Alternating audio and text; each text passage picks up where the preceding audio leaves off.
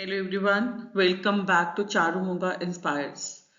आज का ये वीडियो आप सब स्टूडेंट्स के लिए है, क्योंकि आप लोग फ्लेमिंगो के कुछ डाउट्स क्लियर करना चाहते थे। काफ़ी बच्चों को कॉम्पिटेंसी बेस्ड क्वेश्चंस कैसे लिखने हैं, कौन कौन से इंपॉर्टेंट क्वेश्चंस हैं, अगर एप्लीकेशन बेस्ड क्वेश्चन आ जाए तो कैसे करना है। तो इन सब सवालों का जवाब आपको आज इस वीडियो में मिलेगा। मैंने इस वीडियो में कुछ की पॉइंट्स रखे हैं जिससे कि आपको क्लैरिटी मिले चैप्टर में है क्या। उसके अलावा I kept a few questions which are very important, but वो जो आप आंसर्स देखेंगे जो सॉल्व हैं इस वीडियो में, उसमें सारे के सारे keywords are given which are important for the chapter for any type of questions that can come to you in the exam.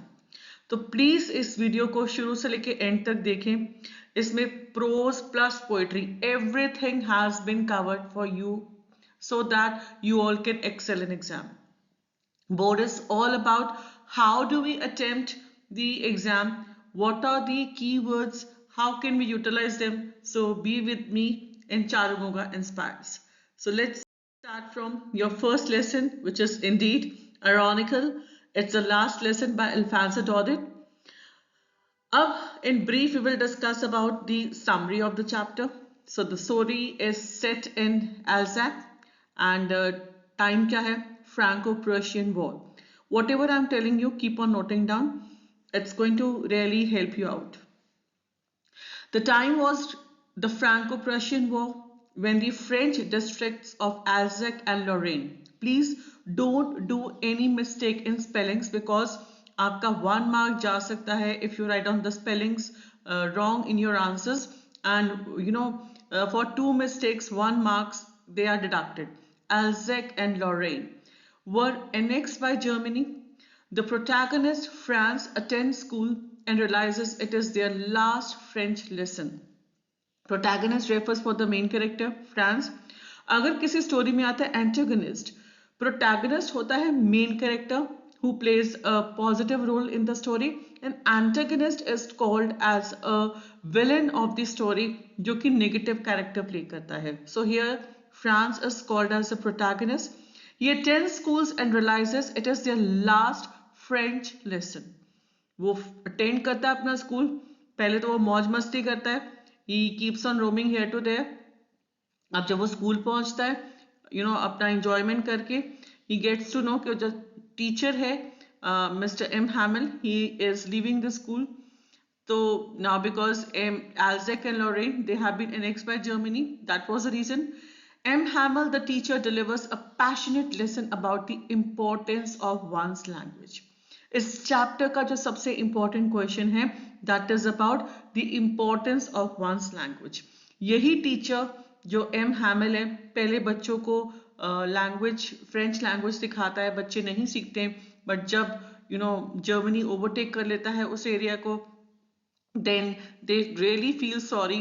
All the students, चाहे वो एजेड थे लोग, चाहे वो स्टूडेंट्स थे, यंगस्टर्स थे, they all regret why they didn't they attend the lessons properly then.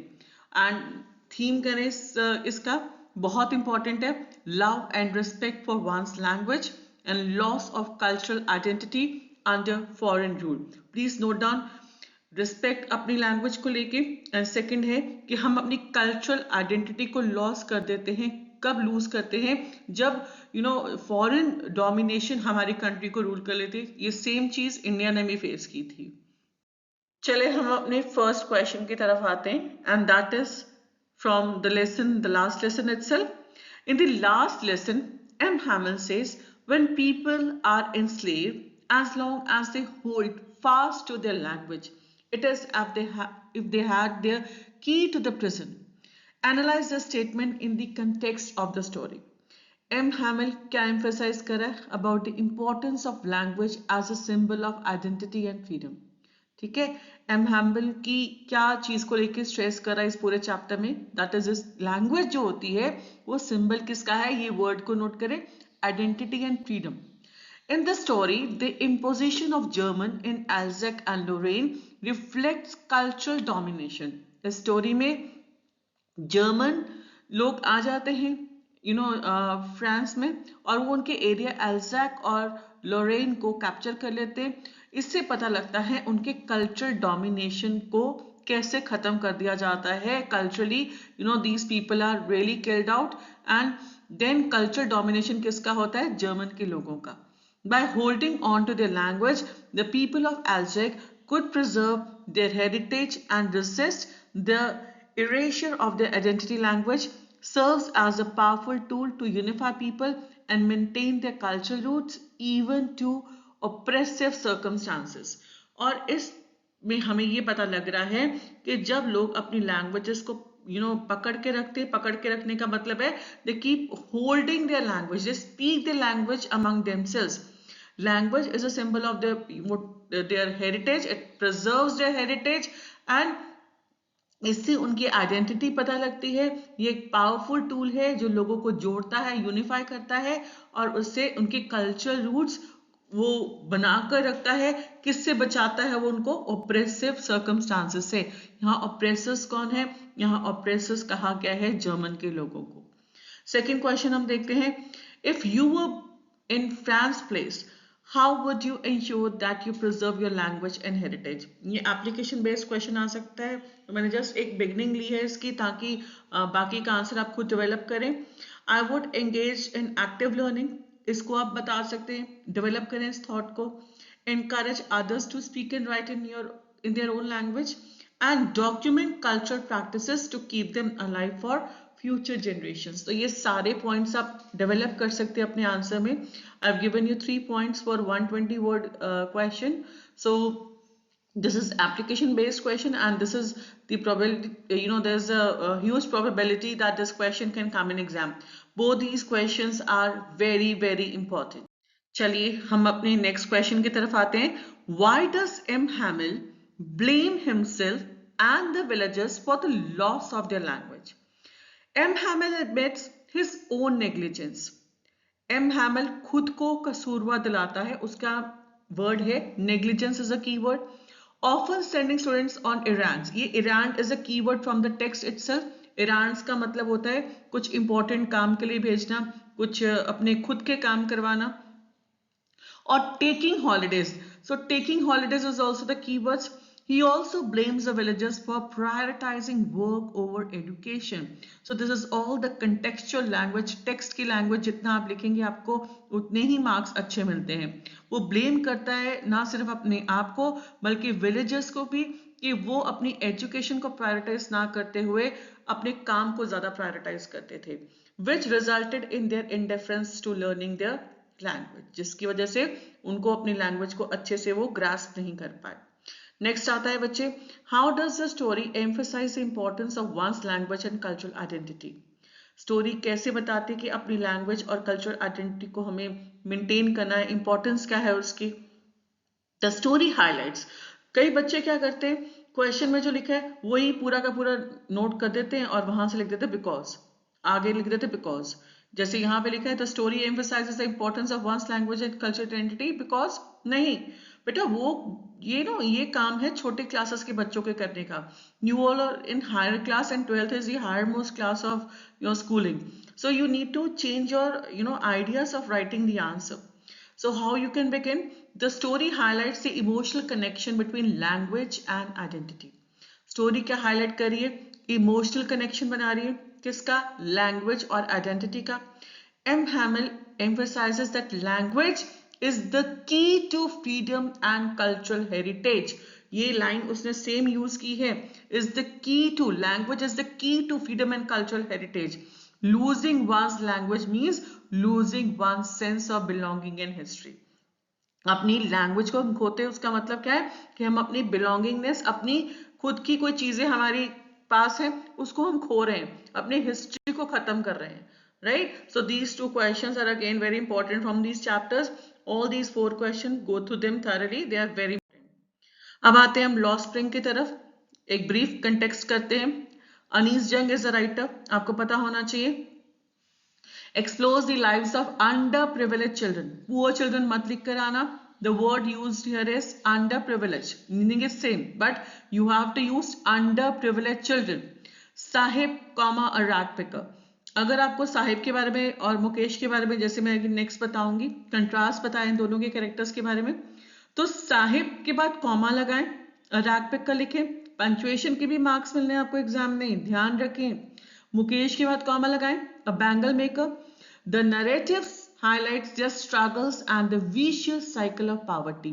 ये ही word use करके आए, अगर ये वर्ड्स ध्यान में रख लेंगे, पूरा पूरा चैप्टर नहीं याद आता कोई बात नहीं, ये वर्ड्स को रख लें, ओपनिंग आपने यही करनी, एंडिंग में आपको याद रखेंगे कि क्या हमने लिखना है, so you will be easily getting the good marks.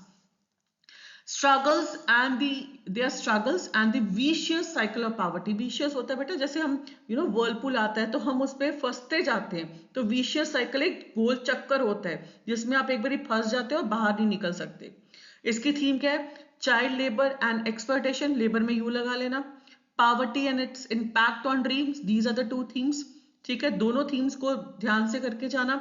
Important points क्या क्या आएंगे यहाँ पे? Saheb's desire for education and Mukesh determination to break free, कि वो अपनी चेन्स को, गरीबी की चेन्स को तोड़कर बाहर निकलना चाहता है। आगे हम आते हैं इंपॉर्टेंट क्वेश्चंस की तरफ। Discuss how Sahib and Mukesh stories reflect the harsh realities of child labour. Sahib a rag picker, फिर से देखिए कैसे कॉमा लगे हैं। Dreams of education and a better life but is trapped in poverty, वो गरीबी में ट्रैप हो चुका है। Illustrating the lack of opportunities for the under privilege, कि उसको पता लग रहा है कि अंडर प्रिविलेज को अपॉर्चुनिटीज नहीं मिल रही हैं। Mukesh who aspires to become a motor mechanic, aspires का मतलब होता है ड्रीम्स, तो ये ड्रीम ना लिखें, dreams to become, aspire is the updated vocabulary. lives in a family of bangle makers who are caught in a cycle of poverty and exploitation। both stories, what do they highlight? systematic issues including the denial of basic rights। ये बहुत important line है, दोनों story का जब comparison आएगा आपने बताना है ये क्या हाईलाइट करती है, सिस्टमैटिक इश्यूज, सिस्टम के जो इश्यूज चल रहे हैं वो बता रही है, और इसमें ये बताया गया है कि बच्चों को कैसे उनके बेसिक राइट से दूर रखा जाता है। कौन से बेसिक राइट्स होते हैं? Like education and freedom, which perpetuate generational poverty and child labour, जिसकी वजह से जो generation to generation poverty pass on होती है। अगर एक बच्चा घर में पड़ जाएगा तो घर ऑफ कोर्स आगे बढ़ेगा, तरक्की करेगा, लेकिन यहाँ पे क्या है, ये वर्ड लिखे, perpetuate generational poverty and child labour, labour में हर जगह यू जरूर लगा लें, भूले ना। Imagine yourself as an activist, draft a plan based on these situations in the chapter। This is an application based question। ये 3 situations मैंने दी है, इसको elaborate करके आप खुद आंसर बनाएं। अगर ऐसा क्वेश्चन आता है कि अगर आप एक एक्टिविस्ट हैं, जैसे आजकल बहुत सारे बच्चे एनजीओ चलाते हैं, तो अगर आप इस सिचुएशन में होंगे तो आप क्या करेंगे? Number 1, set up community schools for children like Sahib. ठीक है, कम्युनिटी स्कूल ओपन करेंगे साहिब जैसे बच्चों के लिए। Advocate for policies that prohibit child labour, ऐसी पॉलिसीज बनाएंगे जो चाइल्ड लेबर को प्रोहिबिट करती, मना करती हैं। And even partner with NGOs to create skill building programme for families, NGOs के साथ पार्टनरशिप करेंगे ताकि बच्चों के लिए स्किल बिल्डिंग प्रोग्राम्स चला सकें। आगे हम आते हैं कुछ और क्वेश्चंस की तरफ। How does the story reflect the theme of exploitation and loss innocence? Story theme जो एक्सप्लॉयटेशन और इनोसेंस की कैसे बताती है? The story highlights the plight of children like Sahib and Mukesh who are forced into labor due to poverty. Their dreams are crushed by societal apathy। ये word लिखे, उनकी dreams को कौन क्रश कर रहा है? सोसाइटी क्रश कर रही है, सोसाइटी की नॉर्म्स क्रश कर रही हैं, apathy and economic constraints, economically and financially they are not strong. उनकी रुकावट कंस्ट्रेंट क्या है? Economic constraint. Showcasing the harsh realities of exploitation and the loss of childhood days joys। Showcase क्या करी, क्या दिखा रही है वो? ये दिखा रही है कि उनकी एक्सप्लॉयटेशन की हार्श रियलिटीज क्या है। छोटे छोटे बच्चे जो हैं वो ग्लास की फैक्ट्री में काम कर रहे हैं, वहां पे वो सारा दिन अंधेरा रहता है, it is too dark over there and even they have to lose their childhood joys. Next question बहुत इंपॉर्टेंट है, जो एक्सपेक्टेड है। Again compare and contrast Sahib and Mukesh approaches to achieving their dreams। Sahib, a rag picker, dreams of education but lacks opportunities to achieve it. Sahib पढ़ना चाहता है लेकिन उसके पास क्या नहीं है, opportunities. His aspirations are passive, shaped by his harsh circumstances, leaving him resigned to reality. उसकी एस्पिरेशन ड्रीम्स पैसिव हैं, एक्टिव नहीं है। क्यों? क्योंकि वो बहुत सारी हार्श सर्कमस्टांसेस को फेस कर रहा है और वो रियलिटी को अपने आप को सौंप चुका है कि मैं यहां से ज्यादा, इससे ज्यादा मैं अपनी लाइफ में और नहीं बढ़ सकता, this is the end. In contrast जब दो कैरेक्टर्स का कंपैरिजन आए, चाहे इस चैप्टर से आए या किसी और चैप्टर से, तो आपने वहां पे समरी नहीं लिखनी है। आपको मैं ये क्वेश्चंस क्यों करवा रही हूं? क्योंकि बच्चे वहां पे समरीज लिख के आते हैं, पूरे पूरे चैप्टर की स्टोरियां लिखाते हैं, 2-2 3-3 पेज भर आते हैं, एंड एज अ रिजल्ट उनको मार्क्स नहीं मिलते हैं। आप लोगों ने कंट्रास्ट दिखाना है। इन कंट्रास्ट के बाद लगाए कॉमा, ठीक है? यहां से इस लैंग्वेज के थ्रू अपना आंसर स्टेटमेंट शुरू करें। In contrast, Mukesh a bangle maker actively strives to become a motor mechanic. Mukesh एक बैंगल मेकर है, वो क्या बनना चाहता है? Motor mechanic. Despite systematic poverty, systemic poverty, he demonstrates determination and a clear plan to break free from traditional work. Despite उसकी poverty के बावजूद, गरीबी के बावजूद, वो क्या अपना क्या डेमोन्स्ट्रेट कर रहा है, क्या दिखा रहा है? वो दिखा रहा है अपना क्लियर प्लान, एक प्लान बता रहा है कि वो अपने ट्रेडिशनल काम जो है उसके पेरेंट्स का, ग्रैंड पेरेंट्स का, उसको छोड़ के कुछ और करेगा। Sahibs dream reflect hopelessness in the face of exploitation. Sahib की ड्रीम क्या दिखा रही है? होपलेसनेस। और मुकेश की क्या दिखा रही है? The resolve to present hope, resilience, showcasing contrasting response to similar socio-economic challenges। ये नोट करें लाइंस को। एक तरफ साहिब की ड्रीम होपलेसनेस दिखा रही कि वो एक्सप्लॉइट हो रहे, वो कुछ नहीं कर सकता, और मुकेश अपनी लाइफ में रिजॉल्व कर रहा है, डिटर्मिन्ड है। कैसे? उसके पास क्या है? होप है, उसके पास रेजिलियंस मींस टॉलरेंस है, और वो क्या शोकेस कर रहा है, क्या दिखा रहा है? कंट्रास्ट दिखा रहा है दोनों की सिचुएशंस को, कि दोनों अपने सोशो इकोनॉमिक चैलेंजेस को ओवरकम करना चाहते हैं, लेकिन एक कहता है सरेंडर कर चुका है कि मैं इससे ज्यादा और नहीं बढ़ सकता, और दूसरा जो है ही इज ट्राइंग कि मुझे अगर मौका मिलेगा I break out those traditional norms और taboos and will come out successful. So this is the very very important question, इसको जरूर लर्न करके जाएं। इसके कीवर्ड्स देख लें कौन कौन से आ सकते हैं एग्जाम में। अब चलते हैं डीप वाटर की तरफ। William Douglas, this autobiographical piece narrates Douglas childhood fear of water. अब वहां पे क्वेश्चन में आ जाए डगलस, तो आप कहेंगे डगलस कौन है? William Douglas is the narrator as well as the writer of this chapter. He has got the childhood fear of water, his determination to overcome। अब यहाँ आपको पिछले चैप्टर लॉ स्प्रिंग की डिटर्मिनेशन और इसकी विलियम डगलस की determination पे भी क्वेश्चन आ सकता है। दोनों की एप्लीकेशन बेस्ड क्वेश्चंस को रेडी रखें, अपने दिमाग में कीवर्ड्स को याद रखें, और जब आपने ज्वाइन करना है तो क्या यूज करना है? In contrast. He eventually conquers his fear through perseverance and training। Perseverance means tolerance। Theme क्या है इस चैप्टर की? फेयर एंड करेज और triumph of the human spirit. Important points कौन से हैं? Psychological impact of childhood experiences and role of determination as well as hard work. ये जरूर याद रखें, साइकोलॉजिकली कैसे उसका चाइल्डहुड एक्सपीरियंस होता है, और उसके बाद डिटर्मिनेशन की वजह से, उसका हार्ड वर्क की वजह से how he becomes a very proficient swimmer. चलिए अब इसके कुछ क्वेश्चंस को देखते हैं। William Douglas faced his fear of water through perseverance and determination. What lessons can be learned from his experience? Again, application based question. Douglas की journey क्या सिखा रही? It teaches you resilience, the value of resilience and courage. ये word resilience को दिमाग में डालें। This is a word for you जो आपको बताता है, इसमें patience मत लिखना, this is a common word, इसका मतलब patient या tolerant ही है, but you will use this word resilience। अगर आपको कोई आर्टिकल आ जाता है विमेन के ऊपर, तब ये भी बताएं कि women has the value of resilience, okay, and courage in overcoming challenges. उसके पास करेज है। His systematic approach to learning swimming despite his fear shows that fears can be conquered with persistence। उसकी जो सिस्टमैटिक अप्रोच है कि मुझे swimming सीखनी है, कितने मर्जी चैलेंजेस आ जाए, उससे पता लगता है कि कैसे उसने अपने फियर्स को कॉन्कर किया था, जीता था. The story inspires. Inspire word comes again and again. So this is the word which tells you, every story tells you the inspiration behind it, कि वो क्यों लिखी गई और आप बच्चों को वो क्या सिखाना चाहती है. It inspires readers to face their fears head on. अपने fears को, अपने challenges को face करें, seek help when needed and never give up, as overcoming personal challenges lead to growth and freedom.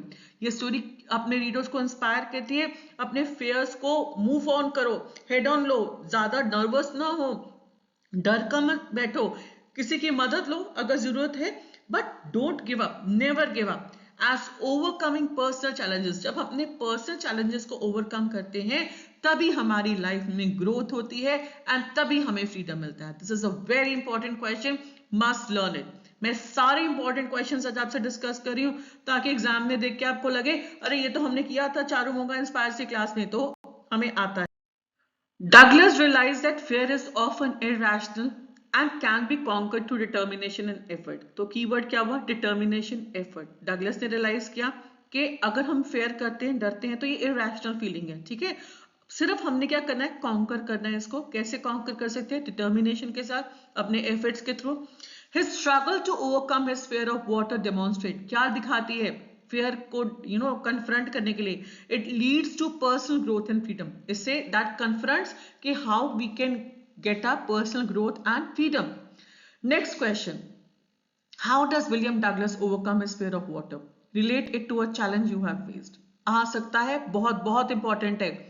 Douglas ने ये अपना फेयर कैसे overcome किया और आप इस सिचुएशन में हो तो क्या करेंगे? Again this is the application based question. Douglas overcomes his fair of water by persistent effort. यही कीवर्ड देखिए, हर एक क्वेश्चन में सेम कीवर्ड्स को अगर आप लर्न कर लेंगे, आपके लिए कोई भी क्वेश्चन आ जाए, you can do it easily. persistent effort and the guidance of the professional instructor. वो कैसे ओवरकम करता है? persistent effort के थ्रू, एंड नंबर 2 गाइडेंस किसकी मिलती है? Professional instructor. Through rigorous practice, rigorous means लगातार, continuous practice, he gradually conquers his phobia, proving the importance of determination and expertise. वो ग्रेजुअली अपनी जो फोबिया है उसको कॉन्कर करता है, उसको इंपॉर्टेंस पता लगती है, डिटर्मिनेशन की इंपॉर्टेंस क्या है, एक्सपर्टीज उसकी बन जाती है स्विमिंग में. सिमिलरली अब आपने अपने बारे में बताना है, सेकंड क्वेश्चन. और ये सेकंड क्वेश्चन जैसे एक क्वेश्चन में 2 क्वेश्चन आए, उसका एक फंडा होता है. फर्स्ट पार्ट को लिखे फर्स्ट पैराग्राफ में और सेकंड पैराग्राफ में लिखे सेकंड पार्ट को, ठीक है. And how you are going to connect? By using the word similarly. I faced stage fright and overcame it by joining public speaking clubs and practicing regularly. Like Douglas, breaking down the fear into manageable steps and working consistently helped me regain my confidence. This narrative highlights the fears can be conquered through perseverance, expert guidance and a systematic approach. और ये चीज this example I've taken from your life because daily आप लोग face करते हैं, challenges face करते हैं, stage fair face करते हैं. और जब ये स्टेज फेयर कब रिमूव होता है? जब आप पब्लिक स्पीकिंग एक्टिविटीज में पार्टिसिपेट करते हैं. कौन हेल्प करता है आपका यहाँ पे? एक्सपर्ट गाइडेंस हेल्प करती है, आपकी परसिवरेंस, टॉलरेंस हेल्प करती है और सिस्टमैटिक अप्रोच आपको हेल्प करती है. तो बस यही तो हुए कीवर्ड्स. वर्ड हाईलाइट्स जरूर लर्न करें, आपको हेल्प करेगा. अब चलते हैं नेक्स्ट लेसन की तरफ. The rat trap by Selma Lagerlof. So the story, The Rat Trap, it revolves around a peddler who views the world as a rat trap. मेरा rat trap का एक वीडियो है, जिस बच्चे को नहीं आता है वहां से डिटेल वीडियो देख ले the rat trap का. It is all about the world as a rat trap, कि हम कैसे ट्रैप हो चुके हैं इस वर्ल्ड में, through luxuries and materialistic things. An encounter with the kind iron master's daughter Edla transforms him and restores his faith in humanity. यहाँ हमें पता लगता है कि एक पेडलर है, उसको उसकी जो साइकोलॉजी है उससे कौन उसको बाहर निकालता है? काइंडनेस. किसकी काइंडनेस? एडला, जो कि आयरन मास्टर की डॉटर है, वो उसको ट्रांसफॉर्म करती है, उसका फेथ डेवलप करती है इन ह्यूमैनिटी. थीम क्या है? Redemption and compassion, kindness and generosity. Important points क्या है इसके? Symbolism of the rat trap and Edla's role as a catalyst for change. So this is about the brief outline of the rat. अब हम चलते हैं question number 1 की तरफ. The peddler's transformation is central to the story. How does Edla's kindness bring about this change. जो peddler है उसकी transformation ही दिखाई गई है हमें पूरी स्टोरी में. तो इसमें एडला का क्या रोल है, उसकी काइंडनेस का क्या रोल है. एडलास कंपैशन, कंपैशन का मतलब होता है बच्चे kindness only. And trust break through peddlers harden exterior. Peddler की कंपैशनेट नेचर, काइंड नेचर ही पेडलर के हार्ड अंदर एक्सटीरियर, उसके अंदर जितना वो हार्ड बन चुका है उसको दुनिया में कोई पसंद नहीं है, वो ही खत्म करती है. Her believe in his potential for goodness inspires him to change his ways. उसका बिलीफ है गुडनेस की तरफ जिसको लेके वो इंस्पायर करती है उसको कि चेंज कर अपने जिंदगी के रास्ते. By treating him with dignity she provides him an opportunity to see himself as more than a petty thief. और उसको वो अपनी उसको डिग्निटी के साथ, मतलब रिस्पेक्ट के साथ वो ट्रीट करती है, जिससे उसको अपॉर्चुनिटी मिलती है कि वो एक मामूली चोर से, पेटी थीफ से एक अच्छा इंसान बन सके. तभी तो वो लास्ट में 30 क्रोनोस क्रॉफ्टर के रिटर्न कर जाता है.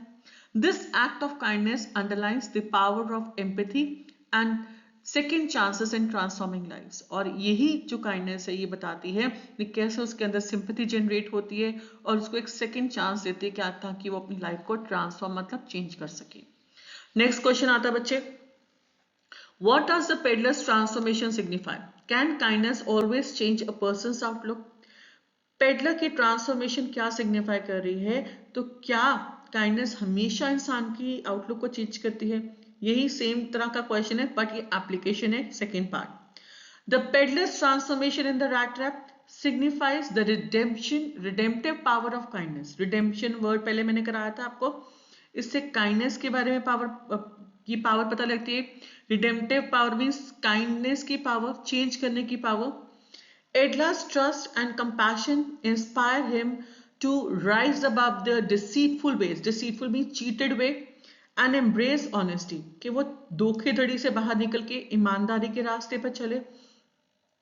Her humane behavior allows that kindness can awaken an individual's dormant virtues. उसका ह्यूमेन बिहेवियर बता रहा है कि काइंडनेस हमारे अंदर अगर आ जाए तो हमारे हम लोग अपने अंदर के वर्च्यूज को, काइंडनेस को जगा सकते हैं. While kindness cannot guarantee change in every person, it has the potential to inspire positive transformation. जो हम आंसर करें सेकेंड पार्ट को, कि काइंडनेस गारंटी नहीं करती कि हर एक इंसान को चेंज कर दे, लेकिन हाँ जी अगर आपके अंदर काइंडनेस आती है तो ऑफ कोर्स आपका पॉजिटिव ट्रांसफॉर्मेशन हो सकता है. सो दिस स्टोरी अंडरस्कोर को नोट डाउन करें, means highlights the universal truth that compassion and understanding can lead to profound impacts on someone's perspective and behavior. कि अगर आप काइंड हैं किसी की तरफ, आपका कंपैशन किसी के बिहेवियर को चेंज कर सकता है. How does the theme of redemption play out in the story? The peddler's transformation from a petty thief to a man of honors is triggered by Edla's kindness. Her compassion helps him to see goodness with himself, symbolizing the power of empathy and second chances in changing one's life. तो यही same words को यहाँ पे कैसे modify करके लिखा है. Theme को जरूर लर्न करके जाए, ये आपको ओपनिंग या क्लोजिंग में हेल्प करेगी. ठीक है. Redemption triggered by Edla's kindness, compassion, goodness with himself, symbolizing power of empathy. All these are the keywords. You must go through them. अब चलते हैं इंडिगो की तरफ. लोएस्ट फीचर गांधी जी का लेसन बहुत इंपॉर्टेंट है और आते हैं इनमें से क्वेश्चन अच्छे से करके जाएं. This chapter recounts Gandhi's struggle for indigo farmers of Champaran against the British landlords. It marks a significant moment in India's freedom movement. ये चैप्टर क्या हाईलाइट कर रहा है, गांधी जी की स्ट्रगल फॉर इंडिगो फार्मर्स जो कि चंपारण के रहने वाले थे, इंडिगो प्लांटेशन करते थे. और ये चैप्टर की वजह से कहते हैं गांधी जी का हौसला इतना बड़ा क्योंकि it was his first victory towards freedom. Champaran के बाद जब वो इंडिया में आए और ये फ्रीडम मूवमेंट में उनको इंडिया के फ्रीडम मूवमेंट में उनको हेल्प मिली, वो जीते, तो उन्होंने ये कहा this is the first victory and the first victory which is going to lead India to the final victory. Theme क्या है इसकी? Freedom and justice, leadership and self reliance. Important points क्या हैं? Gandhi's method of non violence resistance and empowerment of peasants. कैसे इस chapter में peasants को empowerment मिलती है। अगर आप ये चैप्टर पढ़ रहे हैं ना, इस चैप्टर को पढ़ने से पहले आप लोग ना गांधी की एक मूवी आई थी बहुत पुरानी, उसको जरूर देखें। उसमें आपको पता लगेगा कि जब गांधी जी चंपारण आते हैं तो कैसे ट्रेन पे कितने सारे लोग चढ़े होते हैं और कितने सारे पीजेंट्स चंपारण के उनको मिलने आते हैं। It's a beautiful movie and you will really get to learn a lot from there. ये चैप्टर बहुत आसान हो जाएगा अगर आप गांधी मूवी देखेंगे तो।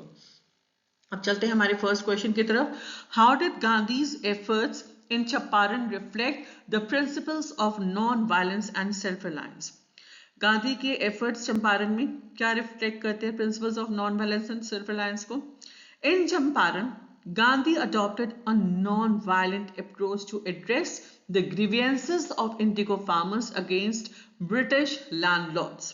इन चंपारण में गांधी जी ने क्या अडॉप्ट किया? नॉन वायलेंस अप्रोच, जिसकी वजह से ग्रीवियंसेस होता है दुख दर्द, जिसकी वजह से वो इंडिगो फार्मर्स के दुख दर्दों को एड्रेस कर पाए, उनको हल कर पाए, उनको सोल्यूशन दे पाए अगेंस्ट द ब्रिटिश लैंडलॉर्ड्स।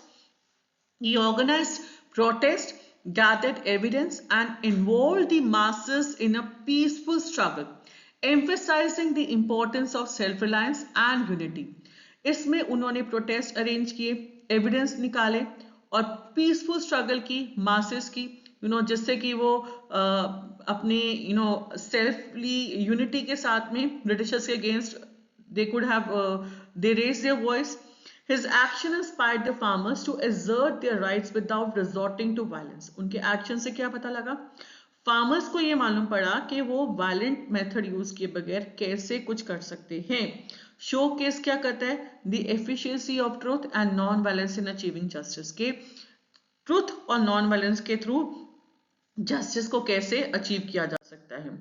आगे चलते हैं बेटा इंडिगो के कुछ और क्वेश्चंस की तरफ। How did Gandhiji's involvement in Champaran serve as a turning point in India's struggle for independence? Very important question, बहुत बारी आ चुका एग्जाम में, कर लें एक बारी। Gandhiji's peaceful and practical approach in Champaran united farmers against injustice, making it a model for future freedom movements. It marked the beginning of active mass participation in India's struggle for independence. Gandhi ji के peaceful approach थी जो चंपारण में, इसकी वजह से उन्होंने वहाँ के जितने भी पीजेंट्स हैं उनको इकट्ठा किया, वो एक फ्रीडम मूवमेंट को लेकर चले and it was the beginning of India struggle for independence. Second आता है how did Gandhi's action in Champaran impact the freedom movement and the lives of peasants. Gandhi's efforts in Champaran liberated peasants, peasants को free कराया, कहाँ से? From exploitation by British landlords. His use of non-violent resistance and legal action empowered the farmers to demand their rights, fostering self-reliance. ये keywords note करें, empowered the farmers, fostering self-reliance, के उनको उन्होंने farmers को empower किया कि आप लोगों में भी बहुत सारी शक्ति है, आप कर सकते हैं, इससे उनको self-reliance मिला। This victory not only improved the economic and social condition of indigo farmers, but also marked a turning point in India's freedom struggle. Gandhiji's leadership in Champaran demonstrated क्या demonstrate किया? Struggle of collective action and became future non-violent movements, inspiring nation को inspire किया कि वो fight करें against the colonial oppressors. सबसे पहले हम देखते हैं पोइट्स एंड पैनकेक्स। ये भी मैं आपको बता चुकी हूँ चैप्टर, आप मेरा वीडियो देखें डिटेल समरी को समझने के लिए, स्टोरी को समझने के लिए। It is a humorous account of author's experience in Gemini Studio written by Ashok Mitra. इसमें जेमिनी स्टूडियो के बारे में बताया गया, वहाँ कैसे एक्टर एक्ट्रेसेस आते थे साउथ इंडिया के एंड ड्यूरिंग 1940s, और कैसे वहाँ के सोशल पॉलिटिकल अफेयर्स ने पूरे जेमिनी स्टूडियो को इफेक्ट किया हुआ था। थीम क्या है इस स्टोरी का? Satire on bureaucracy and then we get to know the elitism, then humour है, आयरनी है इसमें। इंपॉर्टेंट पॉइंट्स क्या है? Depiction of the Tamil film industry, इसमें तमिल फिल्म इंडस्ट्री के बारे में बताया गया है। इंटरेक्शन विद पर्सनालिटी, कौन है पर्सनालिटी यहाँ पे? Stephen Spender. इसके क्वेश्चंस करते हैं। How does the author tone reflect his view of the film industry. Tone का क्वेश्चन, मूड और टोन का डिफरेंस क्या है, मेरा वीडियो आपको मिल जाएगा, आप सर्च करने। टोन और मूड का क्वेश्चन जरूर आएगा आपको एग्जाम में, चाहे वो कॉम्प्रिहेंशन है चाहे लिटरेचर है, समझ के जाएं। मेरा टोन एंड मूड का वीडियो जरूर देखें, उसमें आपको क्लियर होगा कैसे करना है। Ashokamitran employs a humorous and ironic tone. कौन सी टोन है, ह्यूमरस और आयरॉनिक है, to depict the chaotic workings of the Gemini Studio. कि जेमिनी स्टूडियो में कितना क्योस चल रहा है, कितना प्रॉब्लम है। chaotic क्या होता है कि उथल पुथल, हर कोई इधर उधर काम कर रहा है, लिरिसिस्ट है, मेकअप आर्टिस्ट है, राइटर्स हैं।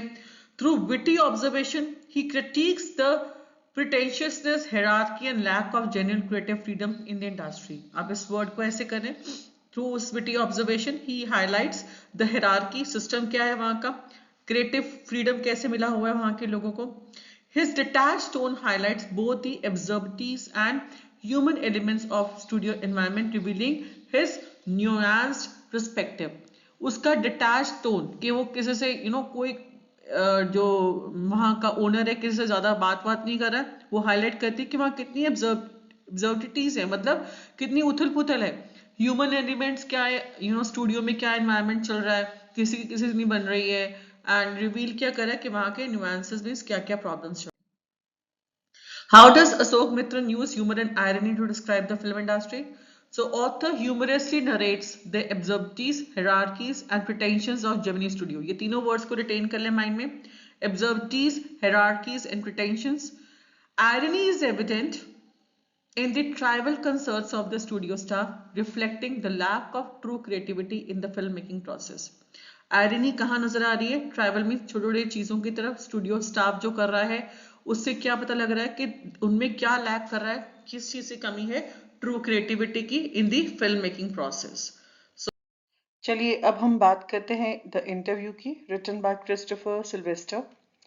The interview chapter, it deals with interviewing different types of people, and ये celebrities के साथ deal करता है कि when you deal with these celebrities तो कैसा experience रहता है, because interviews are done by the journalist but many people they deny giving their interview।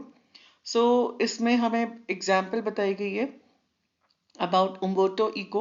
उम्बर्टो Eco का जो पार्ट आएगा, इनके क्वेश्चन आएंगे, इनके इंटरव्यू को लेके क्या क्या व्यू पॉइंट्स हैं, ये क्वेश्चन आप जरूर करके जाएं, और मैंने आपके साथ डिस्कस भी किया है। Theme of this lesson is about importance and ethics of journalism. Then comes perspectives on interviews as a focus form of art. Theme इसका बताता है कि जो जर्नलिज्म है इनके एथिक्स क्या हैं, कि किसी की भी जाके आप पर्सनल लाइफ को स्क्रॉल करो, उसको पूछो कि क्या आप ऐसा क्यों करते हैं, आपकी लाइफ में ऐसा क्यों हुआ था। You know many people they don't feel comfortable talking about their personal life, so this is about the ethics of journalism। and then comes कि इंटरव्यू करते टाइम पर्सपेक्टिव क्या होता है, is it a form of art, कि आप लोगों से like आजकल पॉडकास्ट चलते हैं तो आप लोगों से उनका पर्सपेक्टिव पूछ रहे हैं किसी चीज को लेके, तो what does it deal with. now what important points we are going to remember here is about Umberto Eco's idea of interview, so this is very important that I have told you।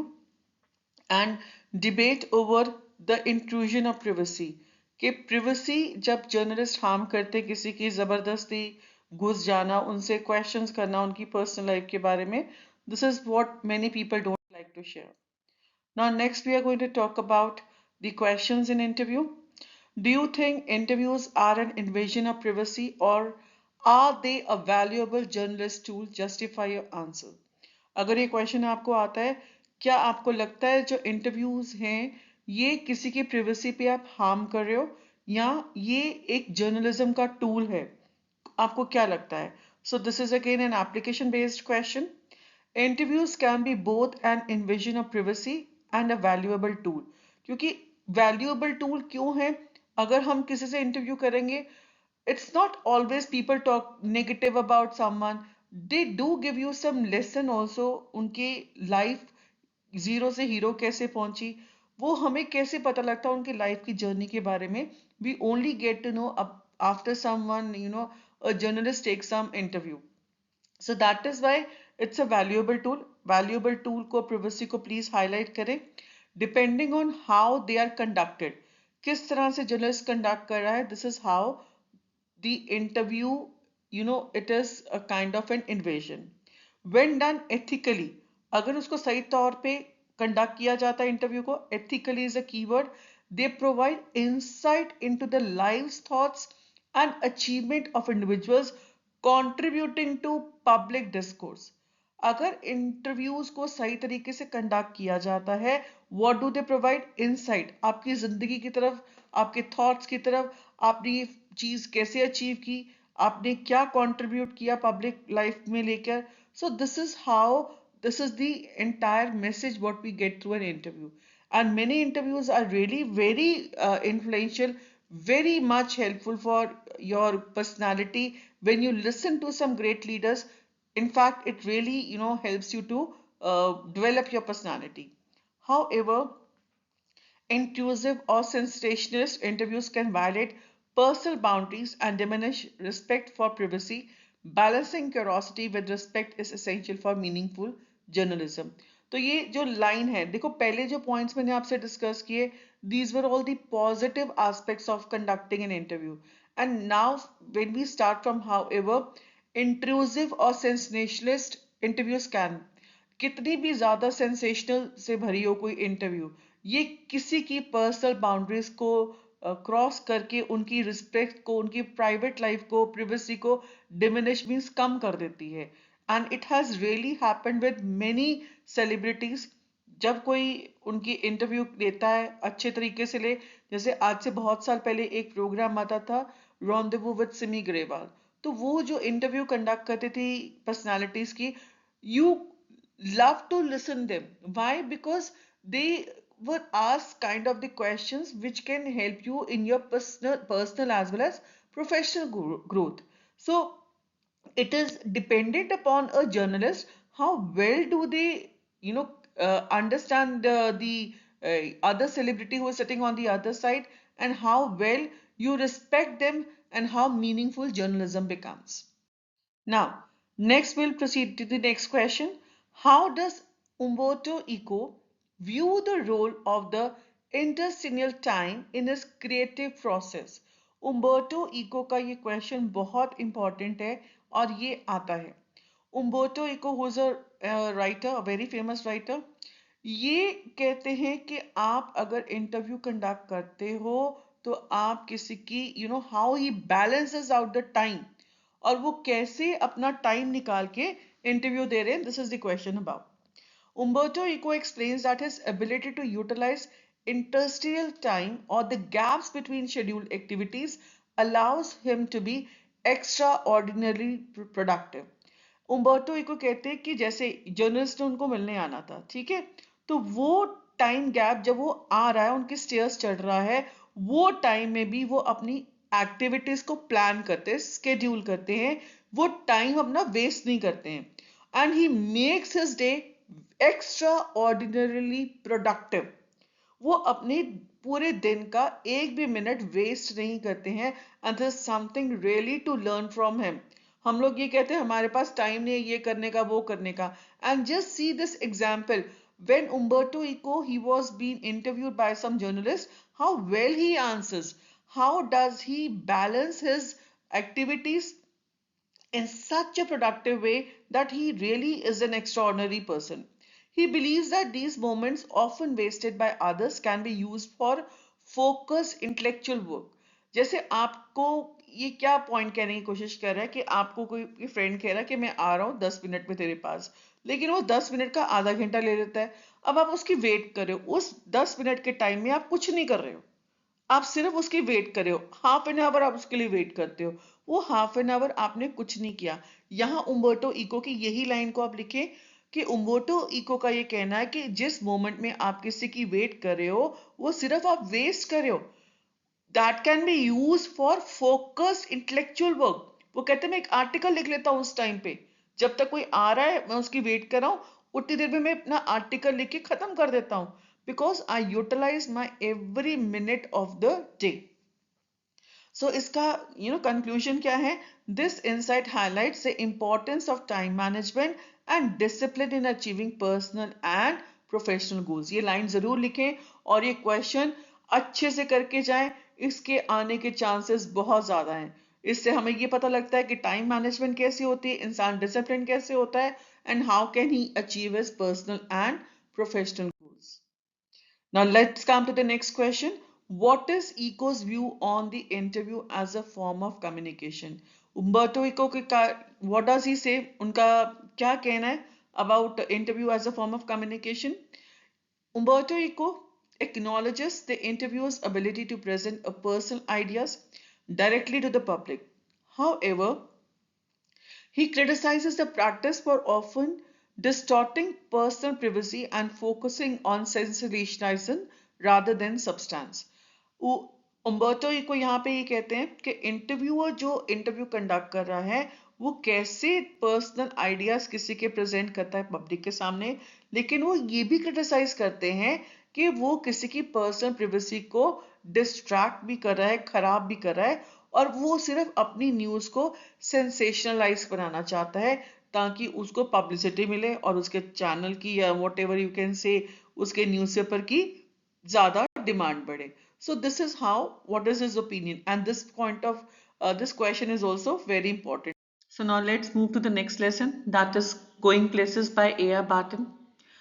Now this story deals with the dream, the dream teenager who keeps on daydreaming all the time. And who is she? She is Sophie. This is one of the most important chapter because it deals with the teenagers and it is expected to come in the exams. Sophie she aspires for an extravagant life. Extravagant का मतलब है कि बहुत ही शान शौकत वाली जिंदगी जीना चाहती है। She wants to become extraordinary rich and reality क्या है that she is living in a working class family जहाँ फादर एक मोटर मैकेनिक है along with a brother. Her home is not so good enough, so she fantasizes about becoming heroine or opening a boutique. And this is the chapter which deals with the fantasy of clash and reality. Clashes है यहाँ पे, theme क्या है, aspiration versus reality, adolescence and its challenges. ये दोनों themes को अच्छे से करके जाएं क्योंकि ये एग्जाम में बहुत इंपॉर्टेंट थीम है, ये क्वेश्चन आता है. ओके इसके पॉइंट्स कौन कौन से important. Sophie's imagination about meeting Danny Casey. Danny Casey जिसके बारे में वो सोचती है he is a football player एंड उसको लगती है लाइक उसने उसको प्रपोज किया था एंड शी जैसे आजकल यंगस्टर्स को फैंटेसी लैंड में चले जाते हैं, उनको लगता है कि उनका क्रश होता है कोई ना कोई, तो ऐसे ही डैनी केजी है वो उसका क्रश बन चुका है सोफी का because he is an Irish football player and she wants to meet him. और यहाँ पे कंट्रास्ट भी बताया है Sophie and her brother Geoff. वो जॉफ की लाइफ में जाना चाहती है. जॉफ कौन है? उसका ब्रदर है. जॉफ जो कुछ सोचता है वो वैसे, जॉफ जो भी उसका ब्रदर सोचता है वो अपना काम में बिजी रहता है. He is an apprentice motor mechanic. So she wants to go to that place. What is he dreaming about? वो क्या सोच रहा है, किसके बारे में सोच रहा है, क्या काम कर रहा है. तो this is all a kind of a fantasy chapter. The girl who is very imaginative in everything whatever she does. अब हम कुछ important questions की तरफ आते हैं Going Places के, which is written by A.R. Barton. Please note down the writer's name because it's very important. एक आप कोशिश किया कीजिए जब भी कोई शॉर्ट आंसर या लॉन्ग आंसर आता है उसकी ओपनिंग लाइन में हमेशा राइटर का नाम, पोइट का नाम लिखे. It gives a very good impact upon the examiner. So question यहाँ कहता है Sophie lives in a world of dreams, whereas Gen Z is grounded in reality. Compare their characters. This is the most important question of this chapter. Sophie dreams में रहती है और Gen Z उसकी जो friend है वो उसको हमेशा प्रैक्टिकल अप्रोच के बारे में बताती है, उसको ग्राउंड रियलिटी बताती है उनकी लाइफ की. तो इन दोनों के कैरेक्टर्स को हमने कंपेयर करना है. This is most important question, इसको अच्छे से समझे. Sophie is a dreamer aspiring for a glamorous life. वो एक बहुत शान शौकत वाली लाइफ चाहती है. Far remove from her reality. Reality क्या उसको समझ ही नहीं पा रही कि रियलिटी में she belongs to middle class family जहां उनके पास जरूरत की कुछ चीजें भी नहीं है. Her imagination reflects her desire to escape her mundane existence. उसकी इमेजिनेशन उसको कहती है कि चल यहाँ से निकल, तुम्हारी जो रोज की बोरिंग मुंडेन मीन्स बोरिंग से जो मोनोटोनस से काम है, तुम्हारी जो असली में एग्जिस्टेंस है उससे बाहर निकलो. एंड इन कंट्रास्ट जेंजी क्या है? She is a practical girl and accept the limitations of their socio economic background. वो एक प्रैक्टिकल गर्ल है. जेंजी के कैरेक्टर में ये वर्ड प्रैक्टिकल जरूर लिखें, और वो एक्सेप्ट करती है जो उनकी सोशियो इकोनॉमिक बैकग्राउंड चल रही है. While Sophie fantasizes provide temporary solace, Gen Z's realism equips her to deal with life challenges. जहां सोफी की फैंटेसीज बता रही है कि उसको कुछ देर के लिए खुशी देती है, टेम्पररी सोलेस दे रही है, शांति दे रही है, पीस दे रही है कि हाँ मैं अगर ये बुटीक खोलूंगी तो मैं कितना मैं अपना नाम बना लूंगी, rich I'll become. On the other hand, Gen Z, she is living a real life. उसको मालूम है कैसे डील करना है लाइफ के चैलेंजेस के साथ. So we can see there is a contrasting attitude which is highlighted in this chapter. There is the tension between aspiration and reality. Right down this word. There is the tension of between the aspirations and reality. Aspiration means dream और reality के बीच में यहाँ पे बहुत सारा contrast given है, एक टेंशन डेवलप्ड है इस चैप्टर में. अब हम चलते हैं नेक्स्ट क्वेश्चन की तरफ. What does Sophie's character reveal about adolescent aspiration and realities? ये आप लोगों के लिए एप्लीकेशन बेस्ड क्वेश्चन आ सकता है, तो इसको अच्छे से करके जाएं. सोफी की फैंटेसी क्या बताती है आजकल के यंग बच्चों की ड्रीम्स और रियलिटी के बारे में? बच्चे बहुत कुछ ड्रीम करते हैं. ड्रीम करना गलत नहीं है, ड्रीम करो, जरूर करो, एम जरूर रखो लाइफ में कुछ बनने का, लेकिन उसके साथ अपनी ग्राउंडेड रियलिटी को भी याद रखो. Sophie's fantasies about a glamorous life reflect the aspiration of youth, which often clash with the limitation of their socio-economic background. Sophie की फैंटेसी क्या बता रही है कि बच्चे आजकल ग्लैमरस लाइफ चाहते हैं, और लेकिन ये उनकी सोशो इकोनॉमिक बैकग्राउंड के साथ रिलेट नहीं कर पाती. हर अनरियलिस्टिक ड्रीम्स क्या हाईलाइट करती है? The struggles of coming to terms with reality. कि रियलिटी को फेस करो, अनरियलिस्टिक ड्रीम्स को मत चेस करो. Okay, so please develop this question as per 120 words. Now let's begin with the poetry section. The first mother, the most important one, My Mother at 66 by Kamla Das. Kamla Das के जो poem है, इसकी theme क्या है? Mortality and the passage of time. Means man is mortal but soul is immortal. इंसान मर जाता है, आत्मा हमेशा रहती है, और समय के साथ, टाइम के साथ कैसे ही हर कोई इंसान ने मरना है, उसकी ओल्ड एज आनी है. Like the poet sees in the eyes of her mother. We can also see the theme of emotional bond between mother and daughter. Important point क्या है इसमें? Imagery of ageing and loss as well as symbolism of the airport and the tree. So this is the important point. Now let's come to the question. The poet's description of a mother reflects universal emotion of love and fear. How does Kamla Das bring out this theme in the poem? Question कहता है कि mother eight 66 एक universal theme बताता है love और fear की, कि हमें किसी से प्यार है, आज है वो इंसान तो कल नहीं भी होगा. तो ये थीम कैसे पोर्ट्रे की है कमला दास ने इस पोएम में?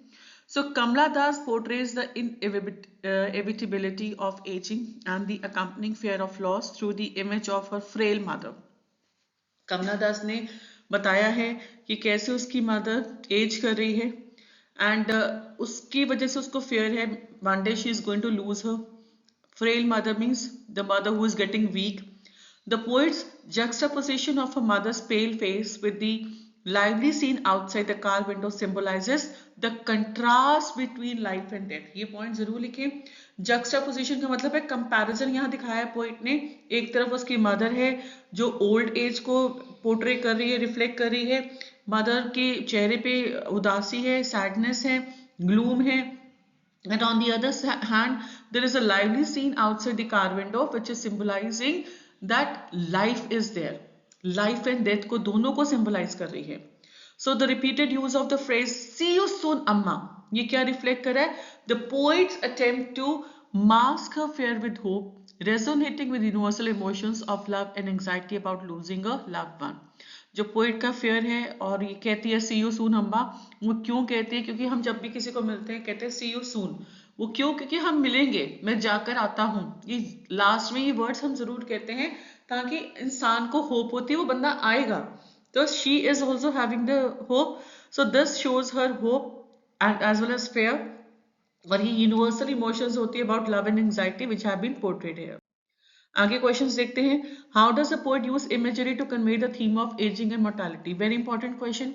The poet contrast her mother's pale, ये कीवर्ड्स हैं लिख लें, पेल पीला, ashen face which is very dark like an ash, with vibrant images of life outside the car window such as the green trees and sprinting children who are playing.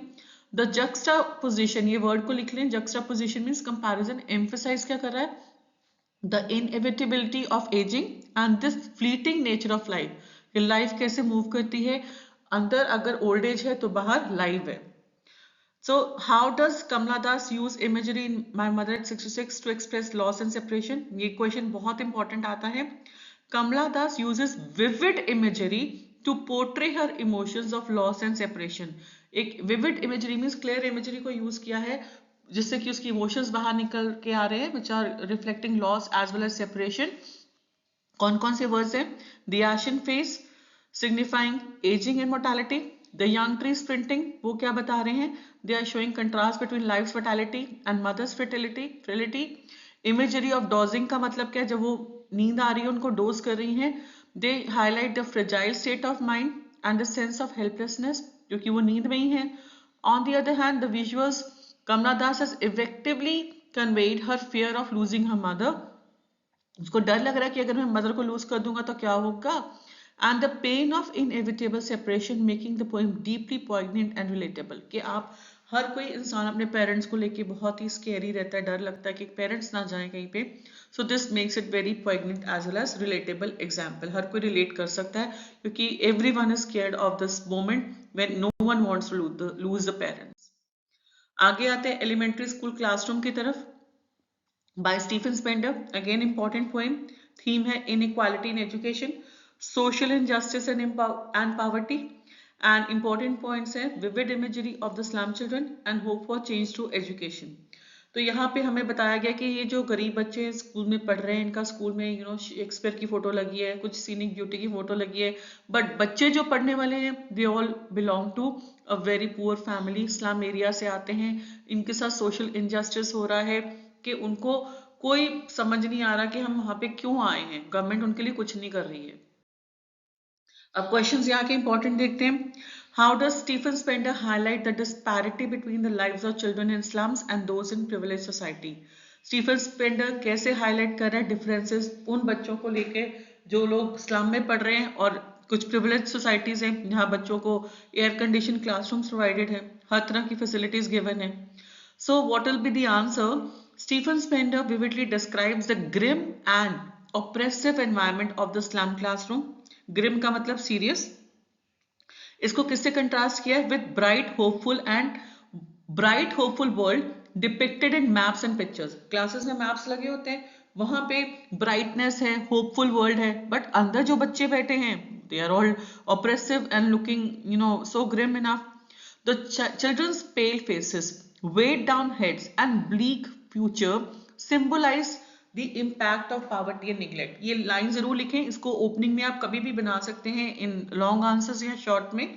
जो उनके Grimm faces हैं, पेल faces हैं, जो wait down head है, सिर नीचे झुके हुए हैं, उनका ब्लीक फ्यूचर में डार्क फ्यूचर को पोर्ट्रे कर रहे हैं. सो इससे क्या impact? It gives the impact of poverty and neglect. The poet appeals for an equal opportunity in education. Poet कहता है सबको equal opportunity दो education को लेके, कि ये जो gap बना है, we have to bridge the gap between all these societal norms and bring light to these marginalized lives. Marginalized lives होती है जो बच्चे गरीबी में पढ़ रहे होते हैं, स्लम एरिया में रहते हैं, उनको marginalized societies कहते हैं. नेक्स्ट क्वेश्चन आता है, how does the poet propose to improve the lives of slum children. Poet कैसे प्रपोज करता है इन गरीब बच्चों की जिंदगी कैसे इंप्रूव की जाए. पोएट सजेस्ट, ये बहुत इंपॉर्टेंट क्वेश्चन है, लास्ट में पैराग्राफ में आता है, इसको अच्छे से कर लें. The poet Stephen Spender suggest breaking down barriers of inequality by providing real opportunities and exposure to the outside world. कि बच्चों को प्रोवाइड करो अपॉर्चुनिटीज, एक्सपोजर दो बाहर की दुनिया का. As well as he also advocates for the meaningful education and resources to empower these children to escape their grim circumstances. वो ये भी कह रहा है कि बच्चों को मीनिंगफुल एजुकेशन दो, रिसोर्सेज दो, ताकि वो भी एम्पावर हो और इस ग्रिम सर्कमस्टांसेस से बाहर निकल के आ सके. Next, we'll move on to Keeping Quiet by Pablo Neruda. Very, very important poem, and it deals with universal harmony. Theme क्या है? Peace and introspection. कई बच्चों को इंट्रोस्पेक्शन का मीनिंग पता नहीं होता है. इंट्रोस्पेक्शन का मतलब होता है अपने अंदर झांको और खुद एनालाइज करो. सो यहाँ पे जो यूनिवर्सल हार्मनी का थीम है, यूनिवर्सल हार्मनी मीन्स पूरे वर्ल्ड में हमें शांति रखनी है, प्यार बना के रखना है. इंपॉर्टेंट पॉइंट्स क्या है? Significance of silence, because when the poet says count wanted well, he wants everything to be silent in the world. Importance of understanding and unity भी है इस पोएम में. Now coming to the important question, explain how keeping quiet advocates for introspection and global unity. Keeping quiet कैसे बता रही है कि हमें इंट्रोस्पेक्ट करना है अपने आप को, एनालाइज करना है अपने आप को, कि हमारे अंदर जो जो we keep on being so busy for throughout the day, हमें टाइम नहीं मिलता है साइलेंस को ऑब्जर्व करने का. So silence is a form of a global unity over here. So in this answer Pablo Neruda suggest क्या करता है? That silence and stillness, they can lead to self reflection and an awareness of our shared humanity. इससे हमें self reflection मिलता है. सारे जन अगर चुप रहेंगे तो हमें अवेयरनेस आएगी, हम ह्यूमैनिटी को शेयर कर रहे हैं, हम एक दूसरे की फीलिंग्स को समझ पा रहे हैं. By pausing all activity, people can break free from destructive habits like war and environmental degradation. This is very important point and a message. Poet यहाँ पे मैसेज दे रहा है कि हमें पॉज करना है कुछ देर के लिए, और पॉज करके हम क्या कर पाएंगे, हमारे जो हैबिट्स हैं लाइक डिस्ट्रक्शन की, वॉर कर देनी कभी भी, तो ये हम क्या कर रहे हैं, हम एनवायरनमेंट को डिग्रेड करने हैं. तो पोइट इनकरेज करता है we should encourage what? Unity, understanding and a sense of collective responsibility. ये एडजेक्टिव्स को लर्न करें, unity, understanding and a sense of collective responsibility, and they'll promote what? Peace and a harmonious relationship with nature. उससे पूरे world में, nature में शांति होगी और harmony होगी. नेक्स्ट एक क्वेश्चन वेरी इंपॉर्टेंट है, what is the significance of silence in the poem? Silence क्या सिंबलाइज कर रही है? Introspection and unity. By pausing destructive actions, people can reconnect with nature and each other, fostering peace and understanding on a global scale. कि हमें destruction से निकलना है और अपने पीस डेवलप करना है ग्लोबल लेवल पर. अब हम चलते हैं नेक्स्ट पोएम की तरफ, अ थिंग ऑफ ब्यूटी, जो मैंने अभी पीछे आपको एक्सप्लेन किए, बाय जॉन कीट्स. थीम मैं बता चुकी हूँ उसमें already, external joy derive from beautiful things and nature's healing power. And important points के इसके, it deals with romantic imagery, beauty as a source of happiness. अब हम देखते हैं इसका important question, why does the poet consider beauty to be a source of eternal joy? John Keats highlights beauty provides solace, shanti deti beauty, inspiring hope and positivity in life. This poem depicts nature's wonders such as trees, flowers, and streams as perpetual sources of delight. Even in challenging times, beautiful memories and experiences act as a healing balm, offering a connection to something eternal and uplifting. So ये poem में हमें जो nature के wonder है, beauty है, like trees, flowers, streams, what do they offer us? हमें delight देते हैं, happiness देते हैं. कि जब हमारी लाइफ में कोई भी चैलेंजिंग टाइम आता है तो ये ब्यूटीफुल मेमोरीज जब हमें रिवाइव करते हैं तो they act as a balm for us, offering us connection between eternal, जो कभी खत्म नहीं होता है. Beauty of nature never stops, it always uplifts us. अब हम नेक्स्ट क्वेश्चन की तरफ जाते हैं, how does Keats define the eternal nature of beauty? Keats कैसे डिफाइन करता है कि beauty is eternal? Keats believed that beauty transcends times and offers eternal joy. It soothes pain, rejuvenates the soul, and provides a connection to the divine. Nature's beauty in particular becomes a constant source of hope and inspiration. ये time के साथ beauty जो है खिलती है, हमें खुशी देती है, हमारी पेन रिलीव करती है, रिजुविनेट करती है, मीन्स फ्रेशन अप करती है हमारी सोल को, रिचार्ज करती है, और हमारा कनेक्शन किससे बनाती है? गॉड से, जिसको कि डिवाइन कहा गया है. So nature's beauty in particular, it becomes a constant source of hope as well as inspiration for all. अब चलते हैं रोड साइड स्टैंड की तरफ. ये भी पोएम मैंने रिसेंटली एक वीडियो डाला है, उसको प्लीज देखिए, डिटेल में डाला हुआ है. थीम है rural and urban divide as well as neglect of the under privilege children. Important points क्या है? Empathy for the rural poor, and इसकी सेटेरिकल टोन है टुवर्ड्स मॉडर्नाइजेशन, टोन जरूर लिखे, सेटेरिकल टोन है इस पोएम की। Next will move to the important questions of this poem. So here goes a question, how does Robert Frost criticize the gap between rural and urban life in the poem? Robert Frost ने कैसे criticise किया है gap जो rural life के लोग हैं, गरीब हैं, विलेजेस में रहते हैं और जो सिटी लाइफ में रहते हैं उनके बीच में। सो Robert Frost he portrays the plight of rural people. Rural plight का मतलब होता है condition, who seek economic opportunities through the roadside stand.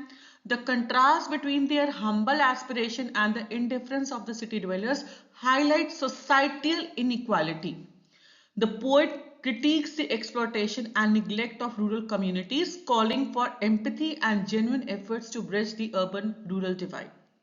इस पोइम में पोइट ने कंट्रास्ट दिखाया, कुछ लोग जो हम्बल एस्पिरेशंस ड्रीम्स लेके बैठे, बहुत हम्बल है, काइंड है नेचर के, और इंडिफरेंस दिखाया उन सिटी ड्वेलर्स का जो कि सोसाइटी की इनइक्वालिटीज को मानते हैं।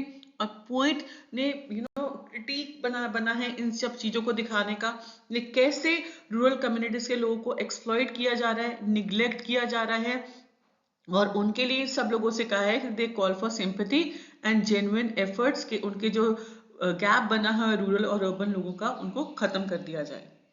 आगे चलते हैं। How does the poem criticise urban indifference towards rural life? Frost highlights neglect and exploitation of rural communities by urban elites. Frost ने हाईलाइट किया है कि कैसे रूरल कम्युनिटीज और अर्बन सिटीज के लोगों रूरल कम्युनिटीज को कैसे एक्सप्लॉइट करते हैं अर्बन सिटीज के लोग। अर्बन एलाइट्स का मतलब होता है rich people. The city people's dismissive attitude towards the road side stand reflect क्या करता है? Empathy for the struggle of rural families. So here I come to the important questions of road side stand. Now आते हैं next aunt Jennifer's tiger, last poem की तरफ, bye एंड्रिन rich. इसको देख लें, इसकी थीम है जेंडर रोल्स एंड ऑपरेशन की तरफ, feminist perspective on freedom. Important point क्या है इसके? Symbolism of tigers and aunt Jennifer struggle against patriarchal society. Male dominated society को बोलते हैं पेट्रियार्कियल सोसाइटी। तो ये बहुत इंपॉर्टेंट पॉइंट है, बड़े क्वेश्चंस आते हैं इसमें से, इसको अच्छे से करके जाएं। What do the tigers symbolize in the poem and how do they contrast with Aunt Jennifer's tiger? ये क्वेश्चन बड़ी बड़ी आ चुका है, करके जाएं, कुछ पता नहीं आ सकता है। The tigers in Aunt Jennifer's embroidery symbolize strength, freedom and confidence. सिर्फ एक वर्ड strength बच्चे दिखाते हैं, there are so many other adjectives to be used, freedom भी है, confidence भी है, qualities she lacks in her own life. Burdened by marital oppression, Aunt Jennifer's constrained existence contrasts sharply with the fearless and majestic tigers, क्योंकि वो अपनी life में marital operation से इतना दब चुकी है कि वो कंट्रास्ट दिखा रहे हैं। एक तरफ तो एक कमजोर सी लेडी जिसकी उंगलियां भी इतनी कांप रही, fingers they are shaking because of the fear of the uncle Jennifer, जिन्होंने उसको उनका दबा के रखा है, इतना डोमिनेट कर रहे हैं। और एक तरफ वो एक अपनी एम्ब्रॉयडरी में टाइगर्स बना रही है who are fearless as well as majestic. ये दो वर्ड्स को लर्न करें, fearless and majestic. The poem reflects the struggle for women's liberation and the enduring nature of her creative spirit despite societal constraint. Poem क्या reflect करिए कि women कितना struggle करती है अपनी लिबरेशन, अपने फ्रीडम के लिए, और वो सब कुछ टॉलरेट करती है despite the societal constraint. With this, I come to an end of this video, a long video covering the entire flamingo. If you had liked this video, then please do like, share and comment. And please subscribe to Charumoga Inspires. Thank you all of you.